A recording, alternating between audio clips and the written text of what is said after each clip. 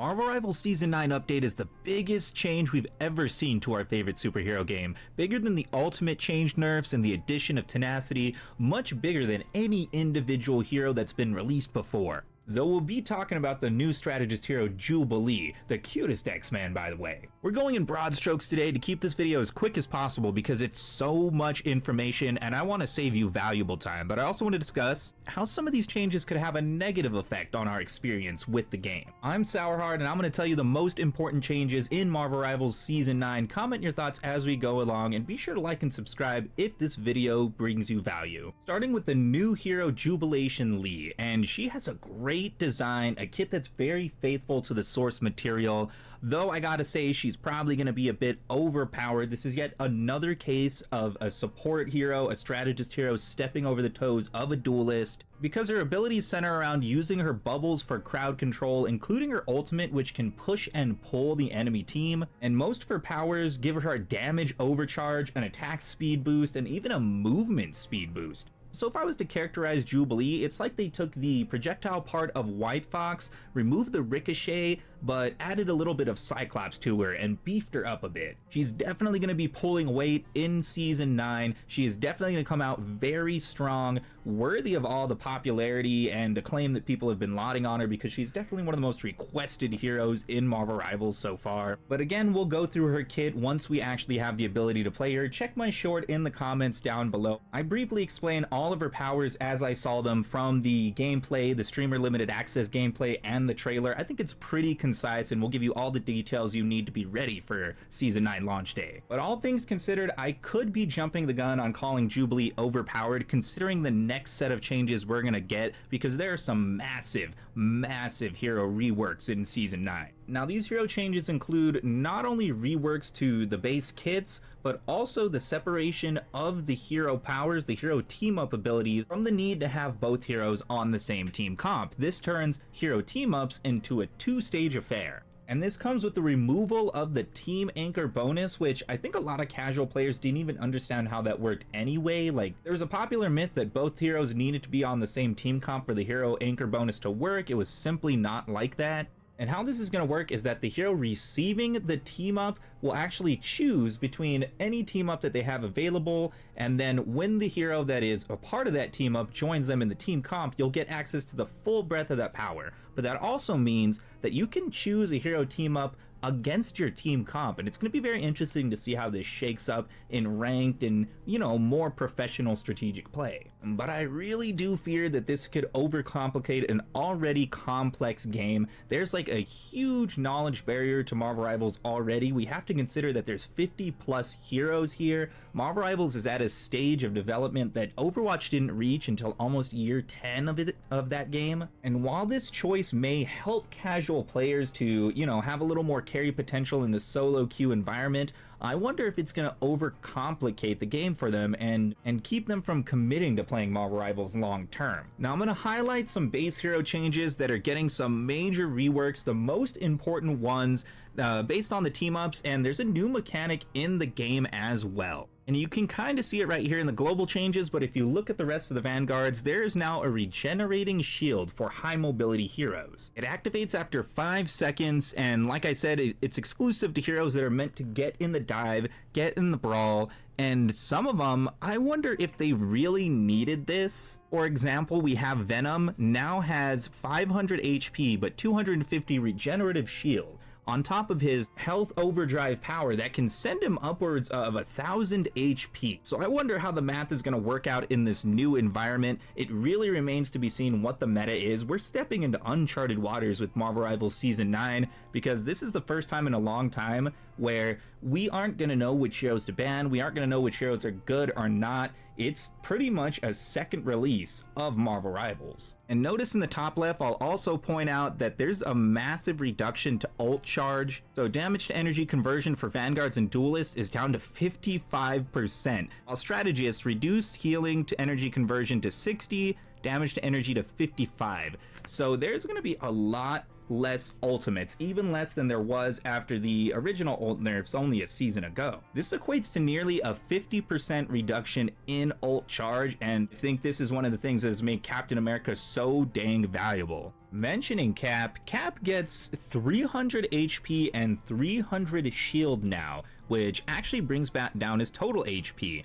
Thor is going to be the same, 300 HP, 300 shield. Rogue loses HP on this exchange, 350 HP, 225 shield. Wow, so she dips below 700. And Thor also gets more HP on hit confirm from his hammer throw, which we've seen Thor rising up quite a bit. I think he's going to be very valuable in the Season 9 meta. And like I pointed out, Venom goes down to 500 HP with 250 regenerative shield. And I think this is actually going to make a huge difference for off-tanking, solo tanking, and, you know, people who have to fill into that role because everyone wants to play the Duelist. It's really hard to predict this new meta, but I do think Brawl will be a lot more viable, and tanking is definitely going to be more fun. I say that as a Vanguard main. These are going to be beneficial changes, and apparently this already happened in Overwatch, and I've heard nothing but positives from people who actually play Overwatch, so I kind of welcome this, at least in the Vanguard class. Now this regenerating shield extends to the Duelist class, and it's gonna help stop the heal me pings, but it's gonna enable the divers quite a bit. The skill gap works both ways. Consider, it's gonna give solo tanks and off tanks more ability to survive in the pit, but it's also gonna give those underperforming duelists more survivability and give them a chance to make more mistakes, which I guess will be good for learning a hero, but in that meantime, you'll be a big burden to your team. A few heroes to quickly note that will have this ability. Black Panther will have 150 HP, 125 shield. Magic will have 150 HP, 125 shield the same, and Black Cat as well. Psylocke is going to have 150, 100, and I believe she loses a team-up bonus here actually. And the hero that I'm going to call as being one of the most powerful in the new Season 9 meta, regardless of everything that's changed, Daredevil. Base health 150 with 150 regenerating shield. And though he's going to do a little less damage, and he's gotten some nerfs over the past couple seasons, I still think being a brawl-focused duelist with 300 HP allows you to survive a lot of situations that most of the other heroes simply won't. It lets you win fights that Daredevil probably shouldn't. And we actually have to ask the question, will this regenerative shield be healable by the supports? Because if it's not, like other over armor abilities, that's going to make a huge difference in the survivability of these dive heroes. But regardless, I think they're going to be more killable if isolated, but you're going to see a lot more uptime by something like a Spider-Man if they're left unfinished. And in fact, I'm noticing Spider-Man is not on this list. Maybe it's because most of his movement comes down to the web swinging ability. Very sneaky of you, Netties, because this broaches a really weird topic. My in real life brother is actually a very high level Spider-Man, eternity level Spider-Man, and he talks about how the skill gap of being a dive duelist DPS is knowing where the health kits are and managing the timing of the health kit respawns. And this is going to take away that skill gap for these particular heroes. And it's definitely going to open up some of the more broken heroes to casual players, which could have a dramatic effect on quick play and low elo quality. Again, this is why I'm making this video, because there are a lot of negatives that could come out of these changes. We have to wait and see how it all pans out over the course of the new update. And last thing for Duelist, I gotta mention this Cyclops damage buff. He's losing his 5% damage team anchor bonus and getting a nerf on all of his attacks, and I just have to ask why? Why? This is a new hero nerf once again, the update after they're released, and this is an incredibly popular hero. I personally put a lot of time into him, and I'm still gonna play him, but this really sucks to see because he was definitely a leader. He was able to push the line forward and had influence in the match. We'll see where he falls in the new system, but I'm losing a lot of confidence in the new hero shine of Marvel Rivals. Like, Jubilee is about to come out, and I really expect her to be strong on release and then immediately get nerfed in the next update. So anyone who's really hoping to, farm with Jubilee, be forewarned. Now, the strategist changes are huge because many of them were team anchors. RIP to Mantis on this, by the way. Notice she needs to pick a boost, while Cloak and Dagger is just getting a universal buff in this new system. Cloak and Dagger, as though she needed a universal buff. This has been a cornerstone healer for the entire history of the game. I know she's been a bit underpowered sometimes, but it really seems like we loop back and forth between Cloak and Dagger meta, Luna Snow meta. And the removal of the team up anchor bonus affects some of these heroes much more than others. Example, Invisible Woman loses 15% healing. She's been one of the best healers, not a cornerstone healer, just a workhorse. And this might actually see her influence and pick rate fall off. White Fox, new hero, getting 10% less healing. That's okay, White Fox a bit overtuned. Heal Pool, Gambit, Rocket lose 5% healing. Not really that much in the context. This will probably hurt Heal Pool the most because Deadpool's numbers are very delicate, and they've slowly been sliding down with nerf after nerf after nerf. We've kind of arrived at Heal Pool being the meta one, more so than him actually being great. It's just that Tank Pool fell off, DPS Pool was never good, Heal Pool still standing strong. And I gotta say, if you're a strategist main, you'll probably enjoy these new team up changes because there are many decisions involving who you choose for your team up and possibly playing against your team comp with this. I see a lot of potential in the strategist class to like push the teams forward, but that was already there in Marvel Rivals. But NetEase says they've done extensive background testing under this new system, that they've been developing it for about a year at this point. And I've been pretty candid that my biggest problem with Marvel Rivals is that strategists have too much influence on the match, while tanks have almost no influence on the match. And anytime they make a good tank, they nerf them very dramatically, like Devil Dinosaur. I think they're very scared of having an Emma Frost dominated meta again, because she was very powerful for about 2 to 3 months, and her brawl playstyle actually invalidated a lot of the duelists. And considering the duelist pool is so big and so many people play that, I think Marvel Rivals is very wary to create a character that polices nearly half the roster.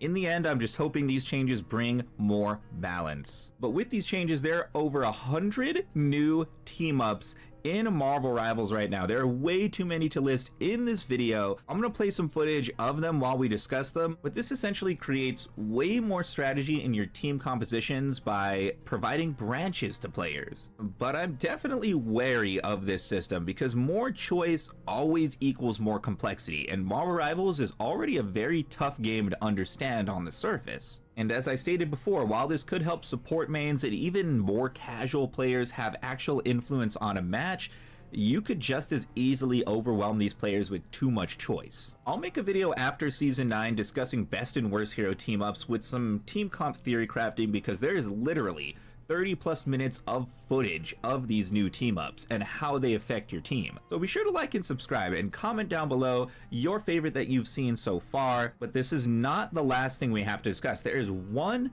final huge balance change that is not actually in these character patch notes. Black Widow, one of the core Avengers and the hero with the absolute supreme lowest win rate in Marvel Rivals, she's going to be getting a character rework, a complete change to the way she functions. All her attacks will be brand new, and this is an absolute W in my opinion. There was no true hit scan sniper that could one-hit KO.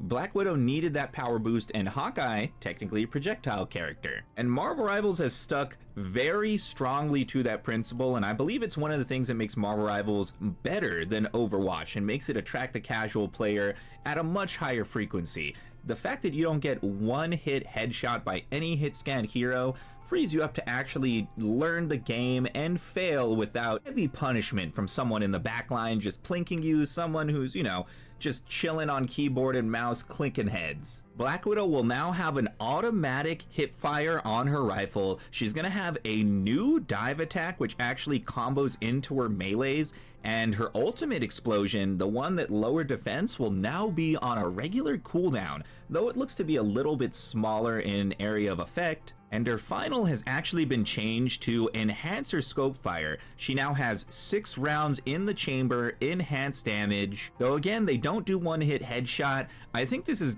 definitely going to increase her rate of play, give her a lot more influence on the battle in the pit, and she's not going to need the power boost to actually excel. This is definitely a more ergonomic design of the character, more true to her Avengers style, so I really like that, and it's very funny that they announced this the final week of Season 8.5. They're really trying to sell that swimsuit skin. Let me tell you, there have been more Black Widows than ever in my lobbies this past couple days. But moving into the new skins in Season 9 and the related lore, we have a bunch of new skins coming. The battle pass will be Egyptian themed because Apocalypse is a major player in Season 9 Plus. He's one of the primary characters in the X-Men animated show, which just released their Season 2. And we have to keep in mind, he was a primary villain in the Fox X-Men movies, and I'm quite certain that Marvel is looking for their angle to bring Apocalypse into their own movies, because they've openly stated that post Doomsday and Secret War, and the MCU is going to get very X-Men focused. So Apocalypse, one of the most iconic villains in that lore, expect him to show up in the movies again sooner rather than later. But within these trailers, he actually gets stabbed. He's aura farming, there's so many villains teased in this trailer, but it's possibly Gore the God Destroyer that actually stabs him by looking at the color of the sword, and the Necro Sword is already on the Clintar map. It's actually a physical item in the game, and Marvel Rivals has established a pattern of teasing things on the map for them to become playable or usable in the future, Blade most iconically. So I promise you, Apocalypse will return, and the evidence of this is not only in a gallery card involving Magic, how she talks about why she chose to join him over following Xavier's path, but there's also a skin on launch for Jubilee, which is one of Apocalypse's horsemen. It's a very God style. I actually like this quite a bit.